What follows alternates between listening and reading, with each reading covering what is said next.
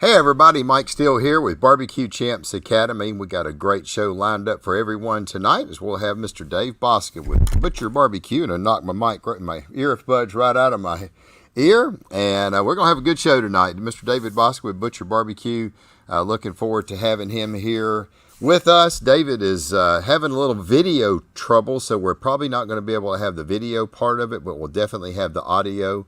Going to be able to pick the mind of probably one of the greatest barbecue cookers out there on the circuit today. David has just amazed me of how consistent he is, and always utilizing his product throughout his whole cooking process. I got to witness that firsthand when we had him here for his cooking class on BBQ Champs Academy. So, hey, as you come in, let us know that you're here. We always love to give a shout out to everybody. Scott, you're always one of our first ones. Appreciate you being here. Mr. Big Jim Hudgens with us today.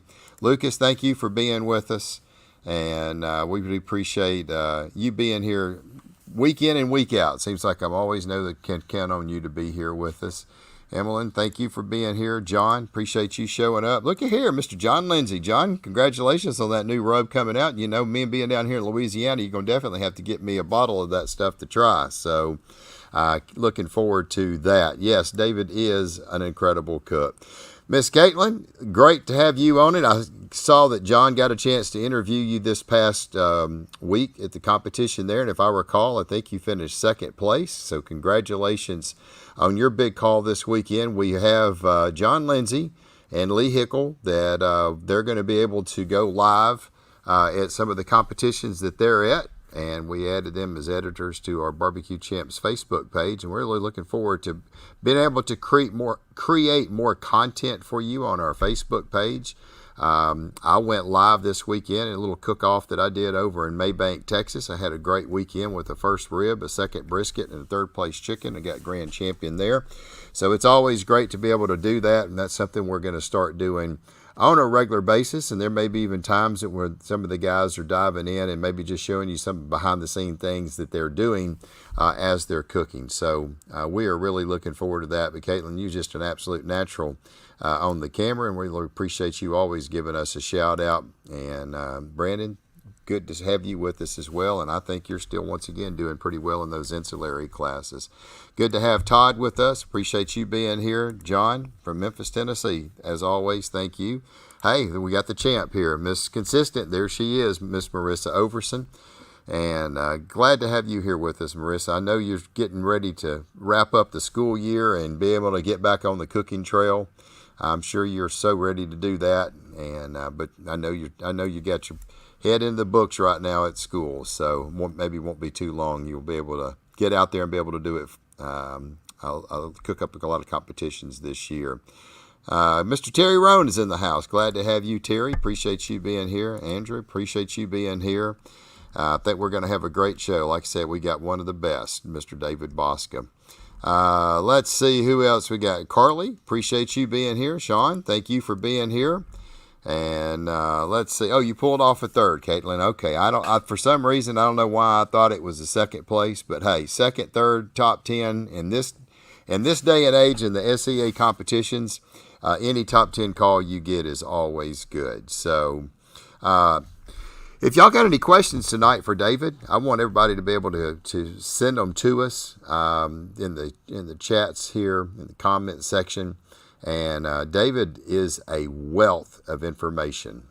This man probably knows more about the meat side of the trimmings and things like that, and the science behind the meat than anybody I know. I had a brisket the other day, and man, I went to cut this thing out. Was getting ready for a competition. I mean, this thing was just full of the blood and stuff down at the bottom. I was like, man, I've never seen one that had this much blood in the bottom of it. And I was like, who do you call? Oh, wait, I know who to call. You call the butcher, David Bouska. And he kind of explained to me some of the things that could have caused that. And so it's nice to be able to have somebody like that can answer some of them technical questions sometimes that you just kind of wonder about. Papa Joe Grilling Supplies in Hutto, Texas. Glad to have Chuck and Vanessa with us. Appreciate it. Mr. Matt Overson, how you doing, buddy? I know you're ready to get out and do some cooking. And glad to have you here with us as well. It's going to be a great show tonight. don't want to get too far into it without making mention of these fine folks right here. We absolutely love all of our partners here on BBQ Champs Academy live show. Without them, we really couldn't do what we do. Mr. Danny Ham with Be Extreme Barbecue. We had Ed Riley on here last week with B&B Charcoal. I rolled that charcoal this weekend, and my Roto Junior Smoker is his name, and I absolutely love it. I always use a mix of lump, hickory, and the char logs, and then I feed it some big chunks of wood to get my good smoke that I'm always wanting to put on those ribs and brisket. Lone Star Barbecue Pro Shop, Mr. Brian Crawford. He's also got some great rubs. His Crawford's Barbecue Pit products. Absolutely got some great rubs as well. Papa Joe Grilling Supply in Hutto, Texas. Glad to have them with us. Also, David with Gunnar Wilhelm Knives. I tell you right now, if you are looking for a knife, those Gunnar Wilhelms hold up better than anything that I've ever seen. I think I told everybody I had trimmed 7 briskets. I mean, a full competition trim brisket.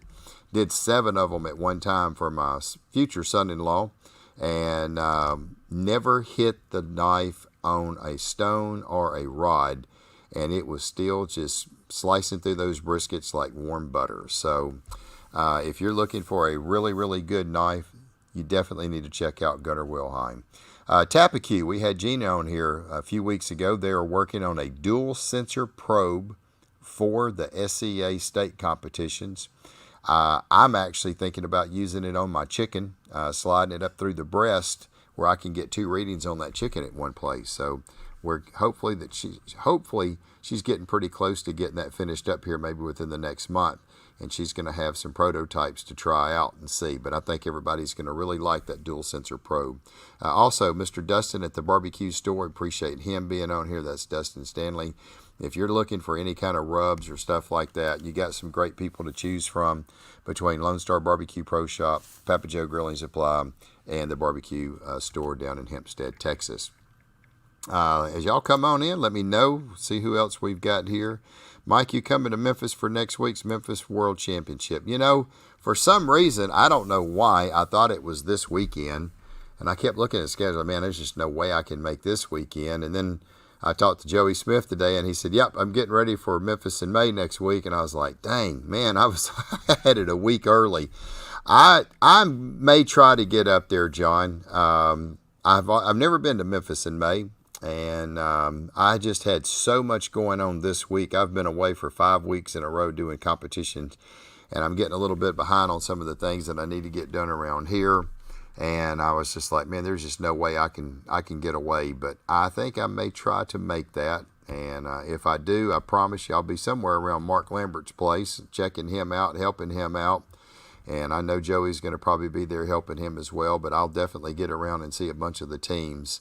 And we may even bring our film crew out there for that as well. So now that I know I've got another week to prepare, I'm going to try to see if I can put that on my schedule to get out there and make it. So, but if you're there, make sure you come up to me and let me know. Like I said, you'll see me running around there somewhere if we're there. Steve, good to have you here with us tonight. We are looking forward to this wonderful show with Mr. David Bouska. So, I know there was a lot of teams out there cooking this week. I didn't get the recap like I normally do. I know John had a top 10 finish. I think he finished 4th or 5th place. And I know a lot of our cooks that have taken our classes in the state, they just had an outstanding weekend. And some of them are continuing to be in the top 10 in the points chase. And I think Mark Simmers, the last I checked, he had a pretty solid lead. And he has just been doing absolutely wonderful, and certainly proud to see him up there at the top of the list as well. I know Will Collier had a pretty good run as well in the state cook-off this weekend as well. So anyway, if you got any questions for Mr. David, make sure, once again, you get them to us and let us know any question that you have, and we'll certainly pick his brain a little bit, because this man is full of knowledge. So without further ado, now we're going to bring David in once again.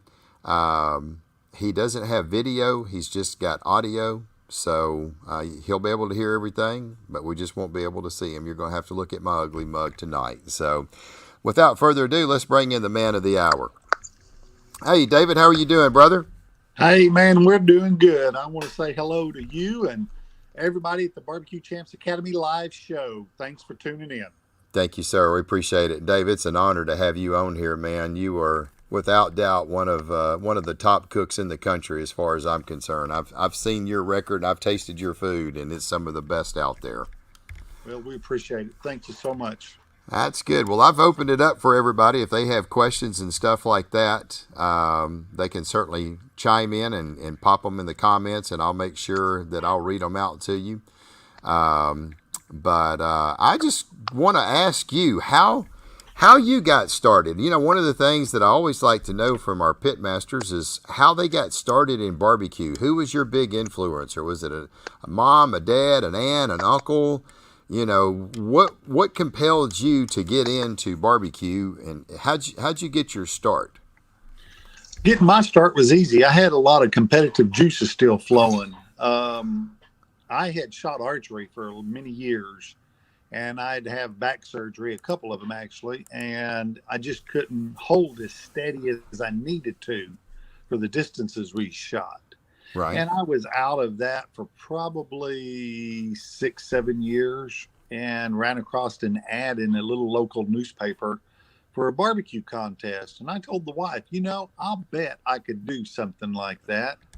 And we went and visited the contest on Friday and then went back on Saturday. And I came home, and on Monday, I ordered me FEC 100. Actually, it's one of the two that I still cook on. I still cook on the very first smoker I took to a contest. Wow. And that's how I got started. It wasn't that my dad was in the business or anything like that. And so, hey, it was short and sweet after that. We just got in head over heels. Yeah.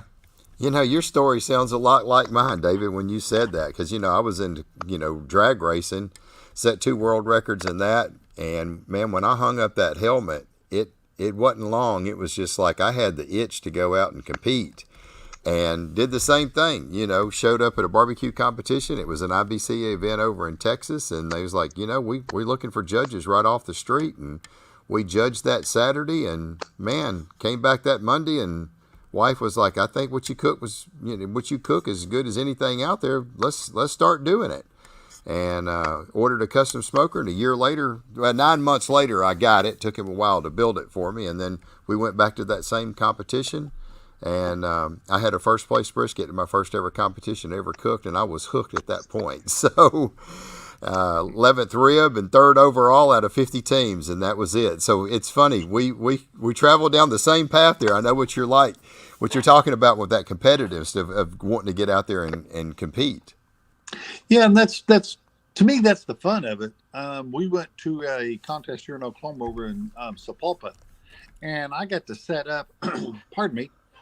I got to set up right beside Paul Shoddy, dear friend of mine who Oh passed yeah, this last year, yeah, and we become really good friends. But we set up right beside him, and I remember the whole weekend. I kept nudging my wife and pointing. I kept going, man, that's head country. Man, that's head country right there beside us. That's head country. yeah. And there I was. I was cooking on this insulated box, and it was cold. It was 40 degrees. It might as well have been minus 40 for my wife. And she went over and hung out beside his. He cooked on an inline smoker, and she hung out by his smoker the whole time. You thought I'd had the smallpox or something. That's funny. That is funny. So that was your start, huh? Did Yeah. you how did you get into? I mean, you just jumped right into barbecue, but hey, as growing up as a boy, did you have a mom or a dad or somebody that kind of taught you the ins and outs of barbecuing? No. Nope. Really?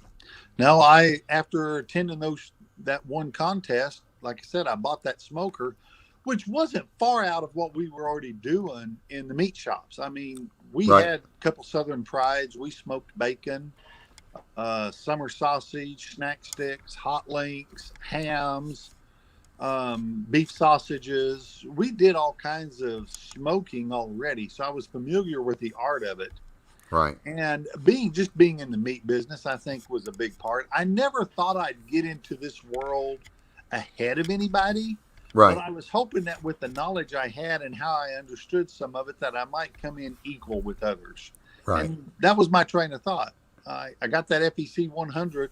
I started cooking on it, and I'm going to tell you, I took notes, lots of notes, everything from humidity outside, Uh, yeah, everything that everybody does now, I did back then on my own, not realizing it was the proper thing to do. I just did. right.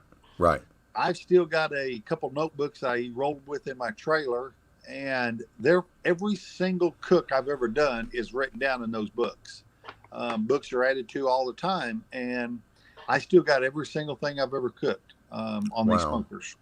Yeah. That's. I do the same thing. I think this past weekend in Maybank, that was my 100th competition that I cooked. Let me take a peek here and see. That was number 95 for me. So, but I keep up. I'm like you. I keep up with all of my competitions, the rubs, anything that I changed. And I think keeping notes is really, really important, don't you? Oh, absolutely, I do. Go watch the PGA tournament, and you'll watch golfers pull out notes, and they'll make notes all the way through the course, and everything you can imagine what's going in those little books. So Hmm. that's exactly what I do. I talk my way through. I open up my notes on my phone, and I talk into my phone throughout the Hmm. cook, and then I'll have it. It'll Right. be like, say, Shawnee Oklahoma cook, first leg of the doubleheader, chicken. I did this, this, this. I mean, I'll spell it all out while I'm While you're doing the working, process. Yep. and that's right. Yep. And so that's how I do a lot of those too.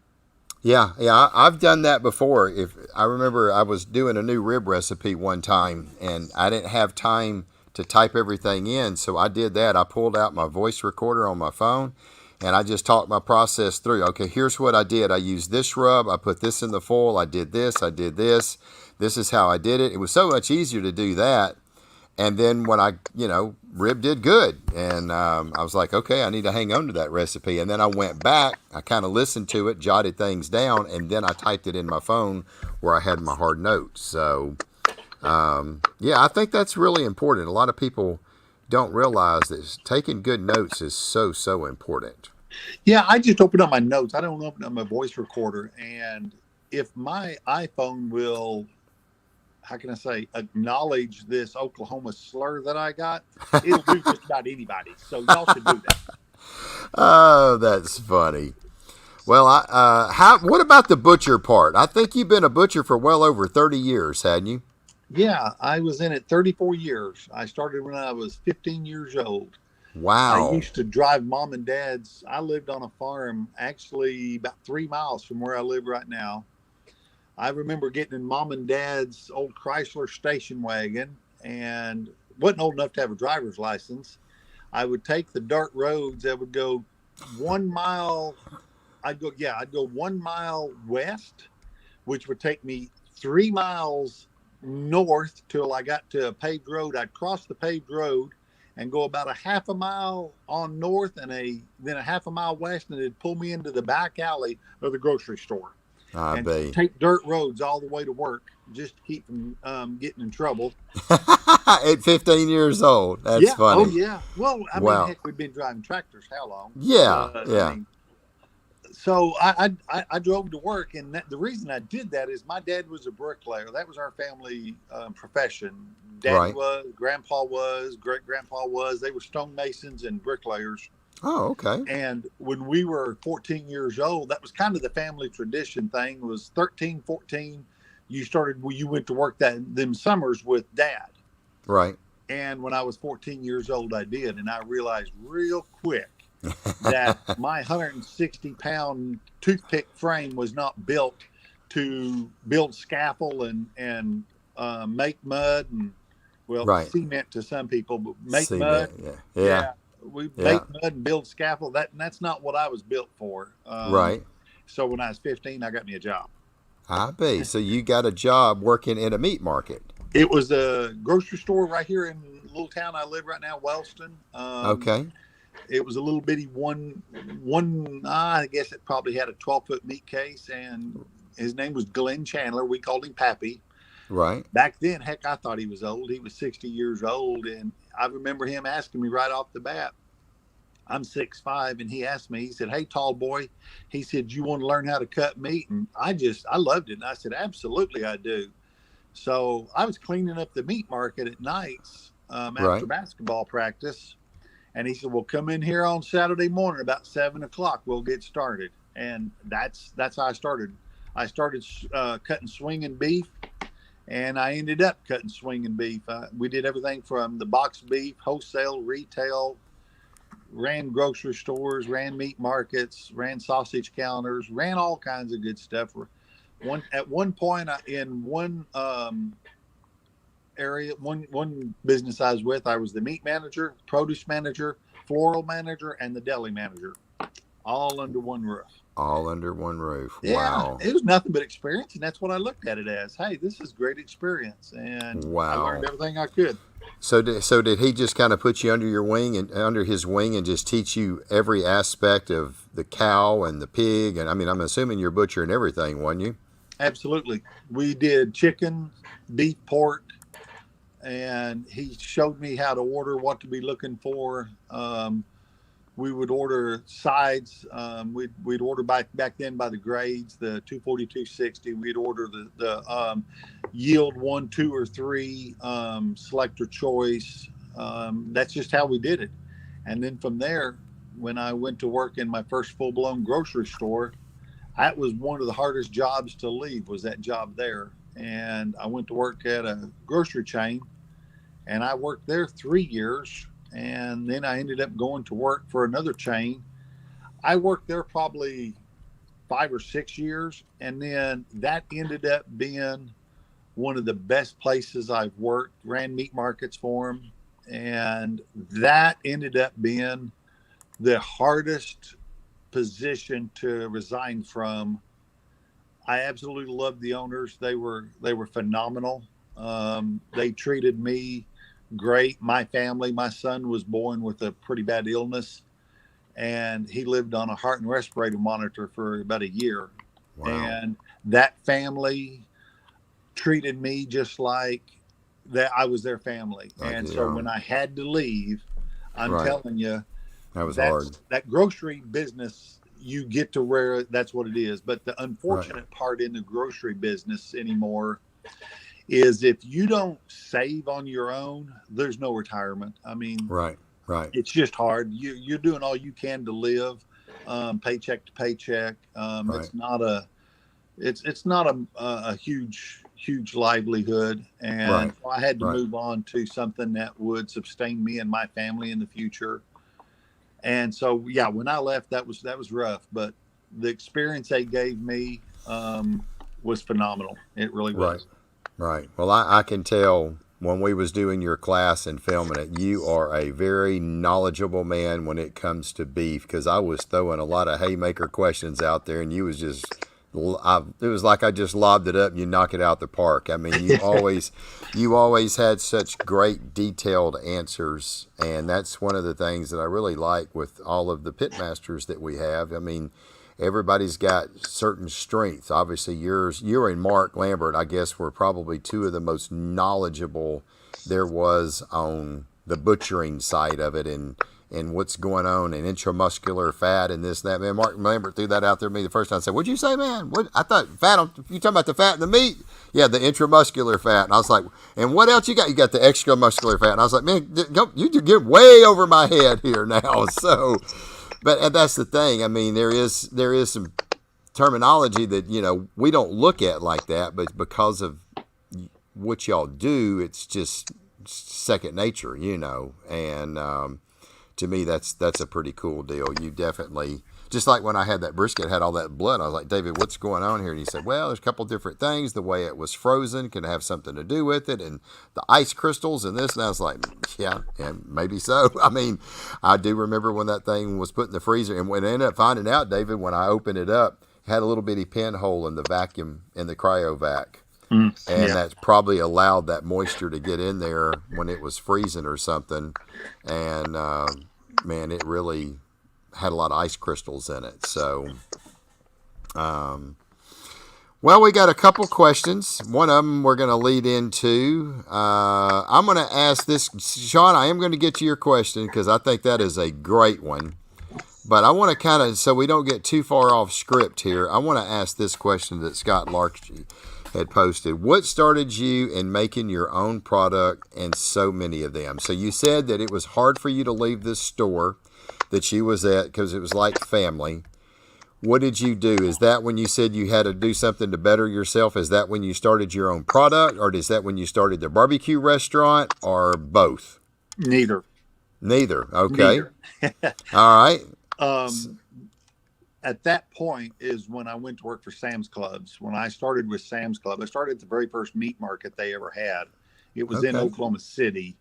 And when I started, there was 11 meat markets in the company, and I ended up going to the Northeast. I lived up in New England for a while and opened up a bunch of Sam's Clubs.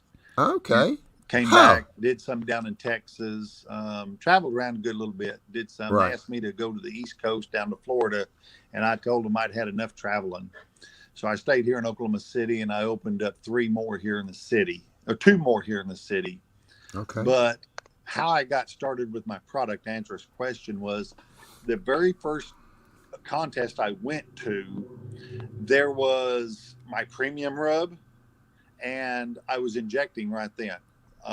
It was a completely different version. It was a lot like what we used in our vacuum tumblers with skirt steaks and that nature to make fajitas.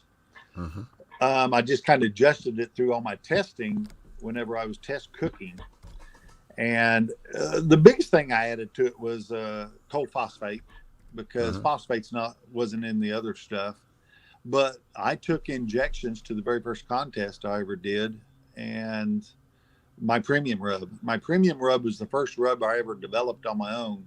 Okay. And through the process of buying the smoker and getting to the first contest, you remember those little paper Dixie cups you used to have in the bathrooms? Okay. Yeah. I had 50 to 100 of those scattered across the kitchen bar, all numbered 1, 2, 3, all the way across, and had a notebook with it and ingredients into each and every one. I'd make up a version of it, and I'd put it there, and we'd sprinkle and cook with it, and I'd go back and taste it, and I'd go through every one of them. There'd be some change. Something would have a cumin in it, something wouldn't. Something might have more white pepper, something wouldn't. I'd have dried bell peppers. I had all kinds of different versions of it. And I kept narrowing it down. And it kind of like rubs now, you can burn your taste buds out, and it'd get to where I couldn't taste something. So I'd go 2 or 3 days, and I'd go back and start tasting again. And I always called it my salt burn. Every time I got too much sodium or something, it seemed like I'd lose my flavors. Right. But the premium rub, and that's how it all started, was with those 2 items. It evolved from there. And I remember, not trying to just name drop, but a gentleman I met on the circuit that we actually become decent friends was Fast Eddie. And he introduced me to Ray Lampe, a Dr. Barbecue. And Ray Lampe was big into injecting. And he helped me to finish developing my injection. Ray Lampe, I'd send him some down in Florida. He would inject into it and some brisket and send it back. And he really liked this one, or he didn't like that one. And he helped me write my first set of instructions. I'm coming from the meat world, and I kind of wrote the instructions out. Take a meat block, 25 pounds of meat block. You inject this portion, the solution into the percent test. He's like, no. He said, you got to write it to where the average Joe understands it. Take 3/4 cup, dissolve it into this. Yeah. So he helped me bringing it back to reality. And so it was really a good thing. And then he told me where to send it. You got to get it into T&T Landscaping Hog Eyes. That was the first store that ever brought it in outside of mine. And I think it was 2007. I attended the American Royal for the first time.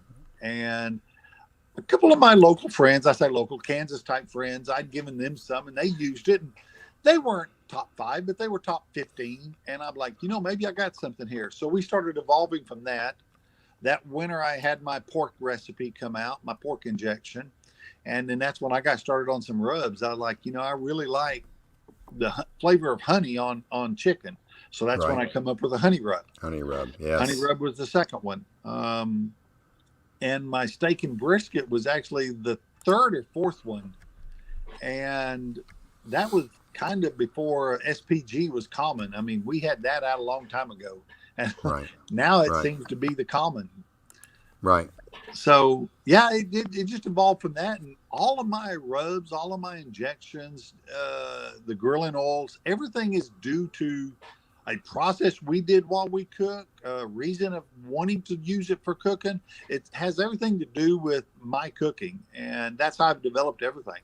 Right. Um, It's all that, competition proven stuff. That's what I love about your product. yeah, So I remember when we was filming your class, you released a rub, maple and your mud. your maple rub that you had been working on for a year and a half. I think you told me it Yep. allowed you to win your second world champion at the Jack. You had just 6 weeks earlier got reserve grand champion at the American Royal. And you said, I'm releasing for the first time to the public. I remember we was filming your class and you didn't have a label on it. We just said That's right. it had maple rub on the bottle. You know, it was a dummy butcher with maple rub on it. And I was like, man, if you want to know how 100% tell all these classes are, he's giving you a rub and his barbecue mud Yep. that you use for we're not going to tell you how you used it, but there's something that you use it on. And you was using it for the first time to the public to ever see it, and you did it on your class in Barbecue Champs Academy, and I was like, heck yeah, that's awesome right there. And I'll tell you, that maple rub is absolutely phenomenal, especially on pork butts. Man, I've got my future son-in-law, using that on pork butts for his little pub that he's got, and David, he absolutely loves that stuff. It's got wonderful flavor to it. Well, I appreciate that. Thanks a lot. Yeah, so new product. So that's Scott is you've heard it from the man himself how he's done it, and I know you've got quite a few barbecue sauces too. You've got the sweet, you've got the home style, you've got the apple chipotle. I'm just thinking of a few of them that I remember. How did you get into developing your sauces? And I'll tell you, and I'm frank and honest with you, I don't like barbecue sauce. I, man, if I was to just discontinue barbecue sauce and move on, I think I'd be quite happy. Yeah. Barbecue sauce to me, I mean, I'm in Oklahoma. 77% of the market share is not my market, is not my barbecue sauce. It's Right. the one and only the head country. Yeah. So you don't sell sauce in my state unless it's that. So Right. I came out with sauce and we put it on the market. But to develop sauce to me, that's not my forte. I'll be honest with you. I wished it was. Maybe I'd understand it more and I could sell it better. Right. But I took some sauces, pour a little of this together, a little of that together. I used to cook for our county commissioner and his big road crews. And I started just one time I was cooking, a couple dozen ribs for him. And I had a whole bunch of leftover sauces and I started pouring them together. And I'm like, my gosh, that stuff's good. And I got to looking at the labels and I'm like, wow, this is good. So I actually started trying to develop sauce. And that's where our home style and my apple orchard come in. Yeah, apple orchard. Yeah, apple orchard. That's it. Yeah, thing. Yeah, and Levi's used in our baked beans down there. He used one of my old recipes I did years ago for a family gathering. We have an apple pie baked bean, and so he uses that in with this. So it kind of goes hand in hand. So but to answer that question, barbecue sauce is. It ain't my love. I don't like cooking with it. I don't like eating it. Right. But it is a necessity when it comes to barbecue. When it comes to barbecue, you better have just a little bit. That's for sure. That's for sure. Let's see. Sandra wants to know how come more barbecue restaurants don't have burn-ins. I guess they're just kind of one. They're very limited on the brisket, and two, that's probably the first thing everybody goes after, isn't it? Well, now let's get real with this. Not every part of the country can buy Packer briskets where that is. Right. A lot of the local meat plants, even IBPs in like northern Florida, different places like that, they may only put up brisket flat. And that Okay. point is either wholesaled into an area that can sell it, or it's ground. So there's multiple things or reasons why. Hmm. And it might not have been marketed properly. So a lot of people may not Right. know of it. Yeah. I got you. Yep. That's interesting. Well, here's a question that Sean wanted to ask you. Which competitor from Barbecue Pitmasters would you like to compete against one more time? I can Now, answer that without hesitation. I'd like to two of them. Two of them, in all honesty. Lene Oxley and Rod Gray. and Rod Gray. Okay. Those two folks are excellent cooks as well as barbecue. Lene is, I don't know if she's a trained chef. I don't know, but the amount of knowledge she has in cooking, she could be. Okay. Right. Right. I absolutely believe that she could win at any contest she goes to. And I see she's getting into a lot of the steak cook-offs right now. Yep. And, She is. yeah, so I absolutely believe she would be a tough competitor on anything handed to her. And Rod Gray, just an all-around good cook. I mean, he is as consistent as any one person has ever been. Right. And I love cooking with those two. Yeah. Yep. A lot of people may not know it, but I can tell you this because I've seen the video. I've been on Barbecue Pitmasters 5 times. Did I get that right? 5 times. That is amazing. Let's see. 3 of them was all-stars, weren't they? Two of them was all-stars. 2 all-stars and then Yeah. 3 regulars. Yep. Yeah. Yeah, that was quite. So tell us about your experience. And somebody just posted, you need to go up against Ernest Cervantes again. Yeah, Ernest is a hell of a cook too. Now you can't ever take nothing away from that guy. He's a phenomenal cook.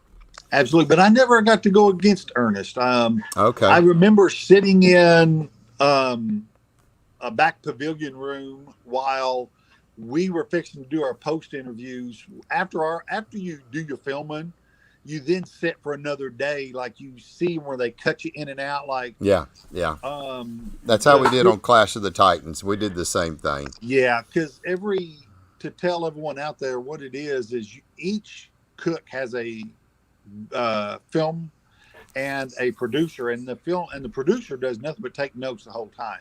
Right. So they may fill up 3/4 of a notebook full of questions or reasons or whatever. And so the next day you're sitting straight up like you're at attention, like you're fixing to get whacked in school.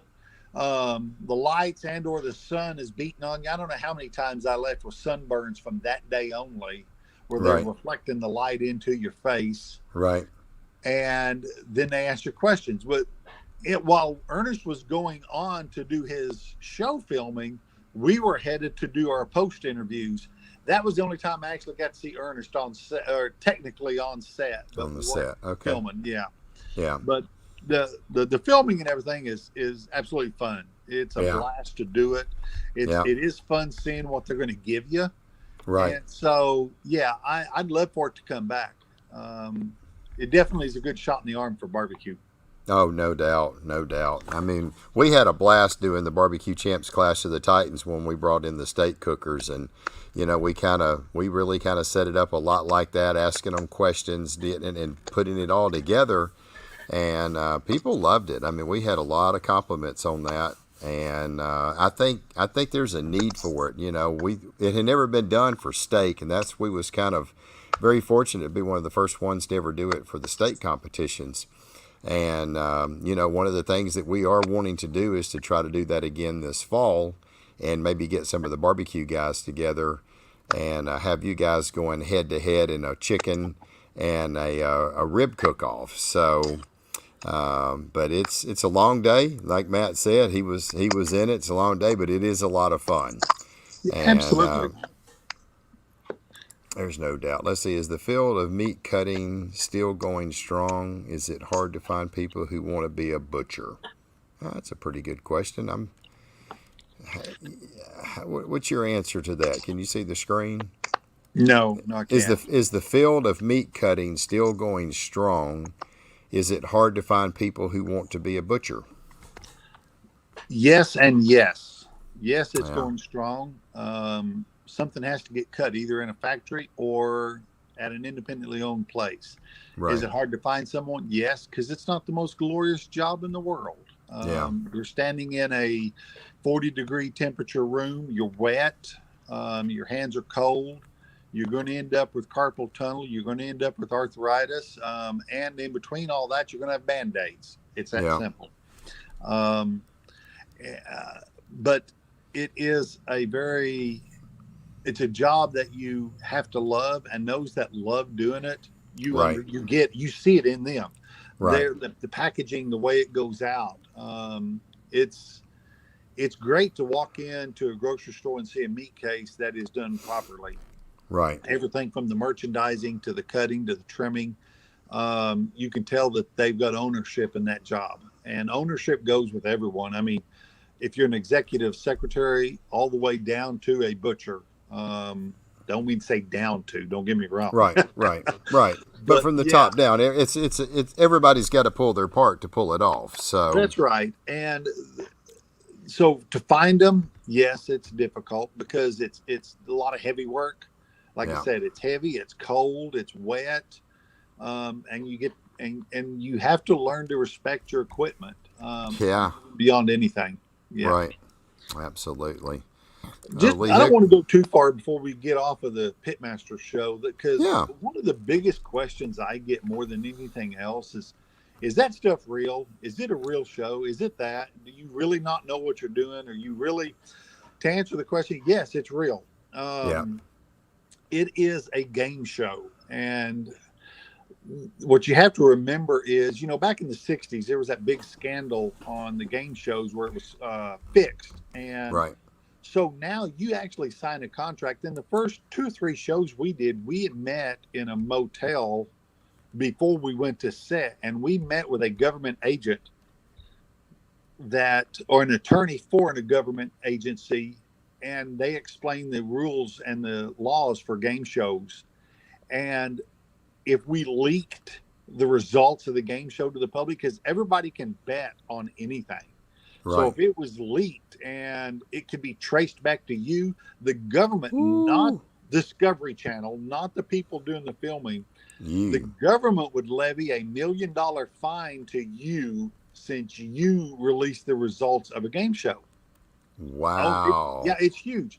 And every time we was filming, and if there had to be a change, new contracts came out. They had to redo the contract, and we'd have to sign it in midstream and hand it right back to them. Right. Yeah. If they decided, like, look, something's not fair, we got to make this change, by George, new contracts came out. Wow. In the finale we filmed for the finals, seems like we signed 3-4 contracts in that 2.5 days because things had to change on a whim, and that's just the way it was. Yeah. Wow. That is very interesting right there. And the next thing that was always asked was, is that real what you're cooking? Okay, the show is not there to make you not cook your best food.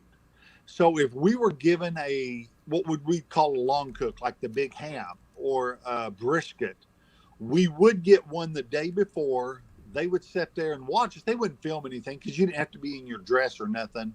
Right. We would sit and get it going, and we'd get it cooking, start it whenever you wanted to, just like you would normally cook. Then the next day in front of the cameras, they would then say, okay, you're going to get, which they wouldn't tell you what your short meat was. So the night before you couldn't prep or be ready for that. But you didn't know what your big meat was. Right. So they would always say, when the ice chest opens, you're going to get your big meat and your small meat. Pretend the big meat's the first time you've seen it. Right. So, yes, that part wasn't real because we already had it, but we did get it for the first time the day before, and all of that is random. You know, there was a few times I got some ribs that were pretty bad, maybe a brisket that was thin, the buffalo brisket, but it's all random. You draw a number out of a hat, and that's the ice chest you get. No one knows. I mean, everything is random. So, so it's as partial as can be, and it's really it's a blast doing it because you have to take the whole kitchen sink because you don't know what you're going to get. Yeah. Scott's got a question. Was there really animosity between the cooks and personalities, or is some of that stuff scripted? None of it's scripted. There's absolutely nothing scripted. Okay. They would tell you to be yourself, and now multiply it 10 times. I mean, it is for camera. Okay. Right. Right. So I am who I am. They kept poking and prodding on me all the time to say something bad. It's just not me. I'm not. Yeah, they did. Someone. They did that to Robbie, and Robbie to this day is just so upset that they kind of they just kept you need to trash talk, you need to do this, and he said even to this day, man, they'll come up and cuss me out, and he's like, man, it's just show, I mean, yeah, I'm not that person, and it just to this day just it just gets under Robbie's skin that people. He was at a competition, I think it was year before last, and just somebody come up and cussing him out, and you're sorry, blah, blah, blah. He said, man, that's just TV, man. That's not who I am. Oh, yeah, you are, you blah, blah, blah. And, yeah. And it's so sad because they got to realize you're trying to make TV, and you like you said, they're trying to get you to, gouge a little, punch a little, have a little fun, little jaw jacking. That's what makes good TV. But yet at the same time, it can come off to some people like, well, you're just a sorry, no good son of a gun. So yeah, and let's be real. The biggest one for me was Michael Character. He is I understand, a very good, a very predominant owner of a nice restaurant over there. Does a good job. Has got a great following. In the first rounds that we met him, I think it was our second show. It was round 2 of the first just barbecue pitmasters.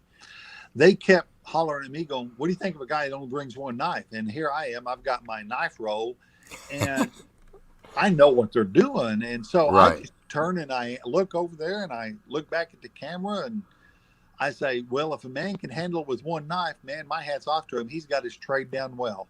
That's how I did it. Right. And he had 1 or 2 rubs is all he had. And there I am taking my 5,000 rubs. Yeah. What do you think of a guy that only uses 2 rubs to cook everything? Man, if he can mix that with the right amount of smoke, man, that's a true pitmaster right there. Well, neither one of those made the show. That's not what they want. Yeah. So, but that's what they tried. That's their job. That's their job to get you to say something. And let's be real, it might not be in the same context as the way you said it. Right. But it'll come out on TV that way. That's editing. Yeah, that's right. That's exactly it. Yeah. We was very careful when we did Clash of the Titans, and I mean we really wanted to have some fun, trash talk a little bit more, and I just, because of what happened with Robbie, I just really didn't want that to happen. And there was the one part when we had Terry Roan down here and he was interviewing, he said, yep, I got a tough competitor in Matt Overson, and I'll be damned if I'm going to let his Yankee ass beat me.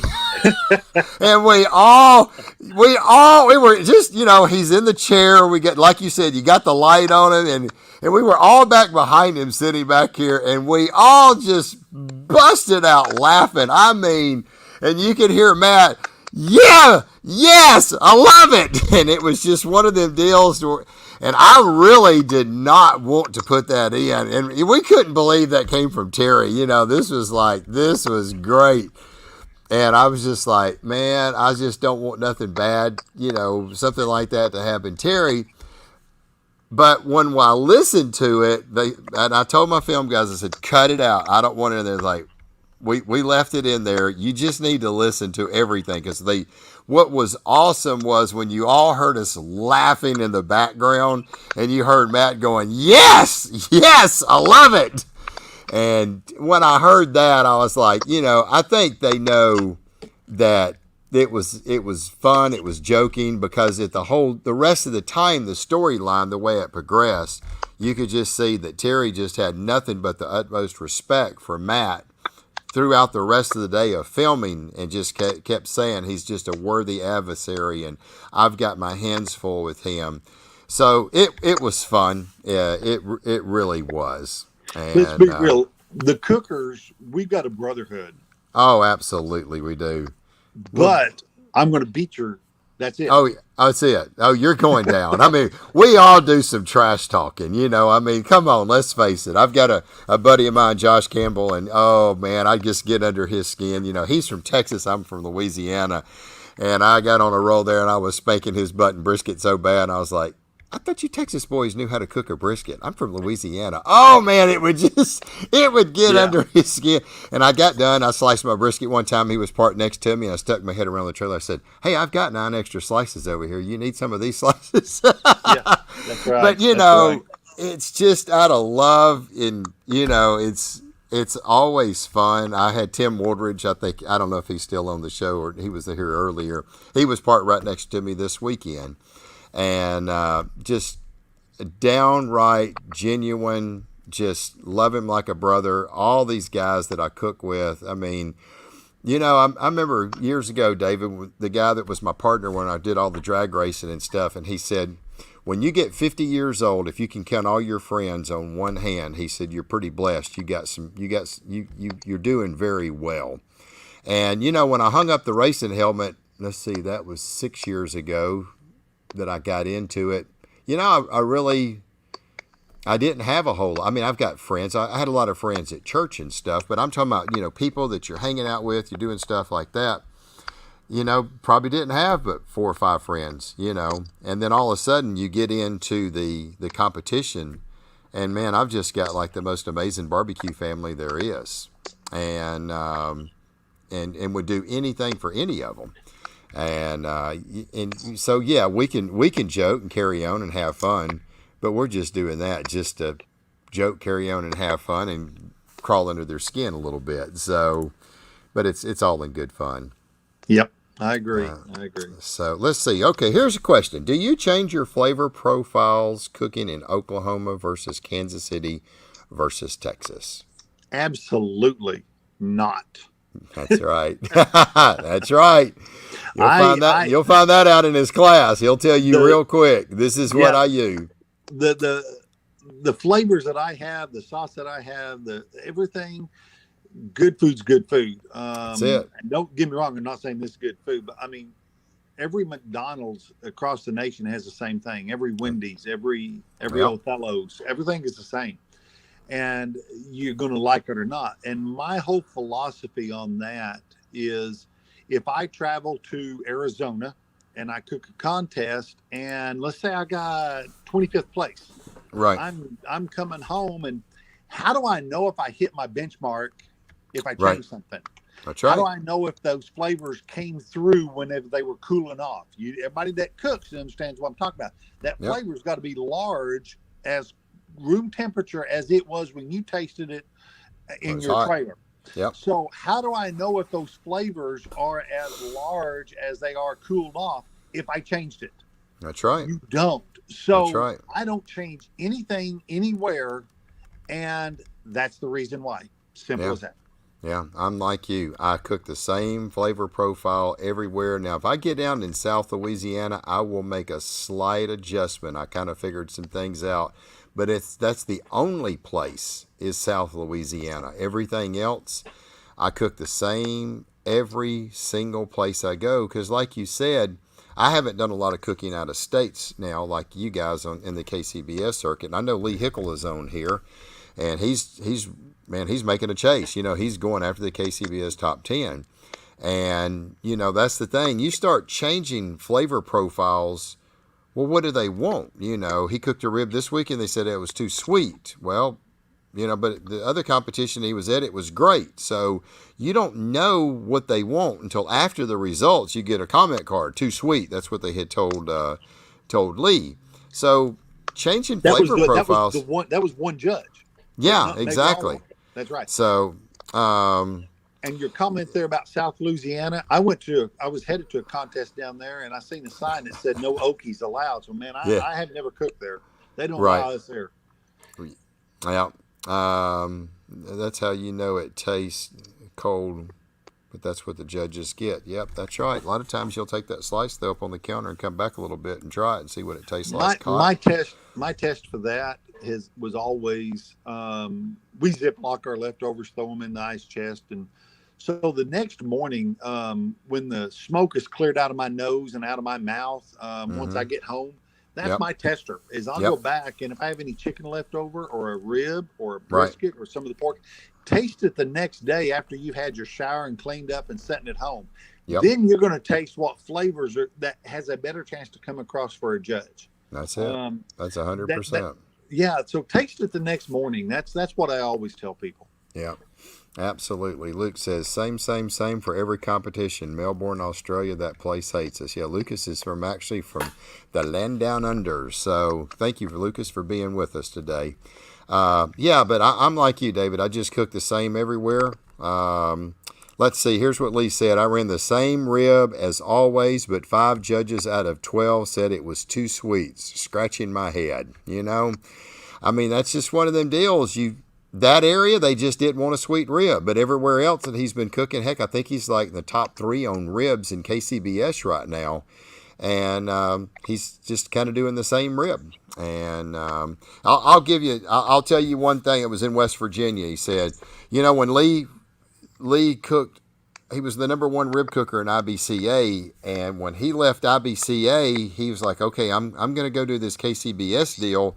And he just completely abandoned what he had done, and he started cooking all these different rib, trying this and making it more this and making it that, and he just was not doing worth a crap.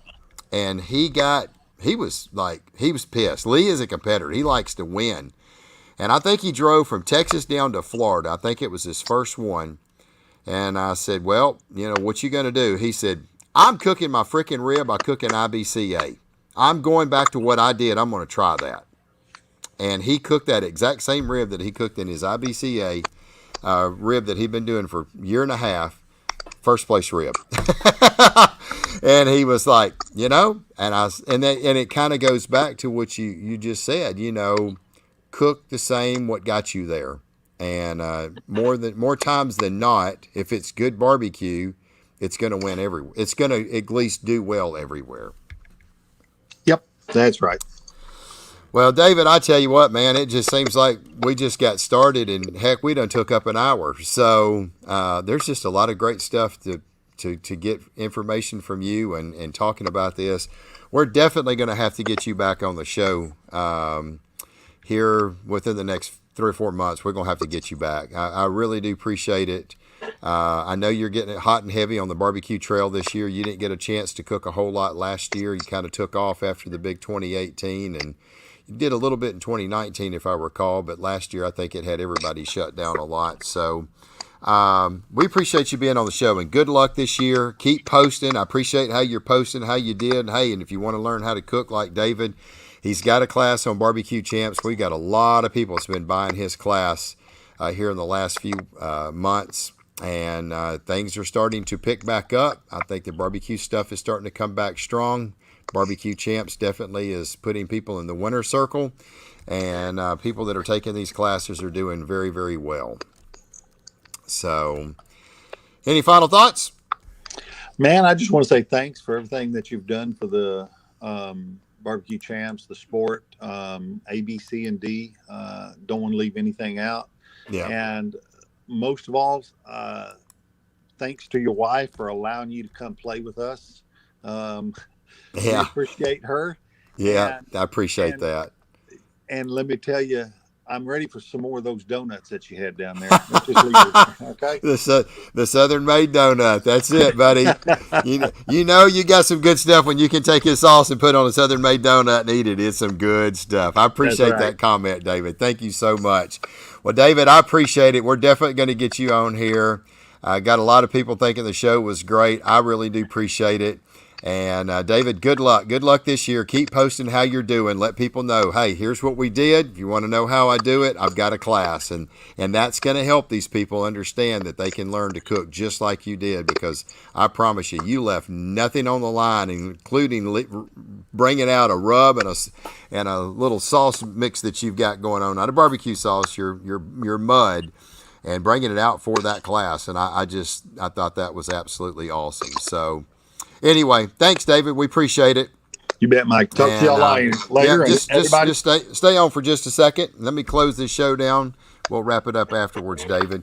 But I hope everybody's enjoyed the show. We've had a lot of fun, and Lord willing, we're going to see you guys and gals next Tuesday night at 7:00 Central. As we always say when we close out our videos, have a lot of fun and smoke on.